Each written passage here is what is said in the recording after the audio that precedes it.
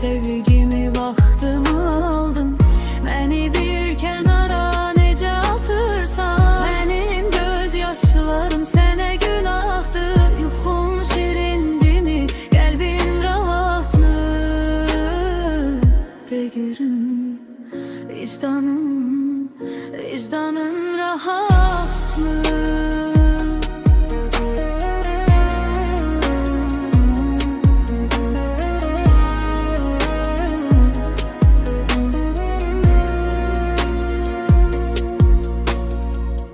Güzgüdə özünlə üz-üzə qalanda, gözünü qaçırma öz baxışından. Hər şeyin hesabı birdir cahanda, qurtara bilməzsən qəlbin qışından. Mənim ahım səni izlər kölgə tək, hər gülüşündə bir acıda dolar. Səni bu dünyada tərk etsə bəxtin, sığınacaq tək yerin o vicdan.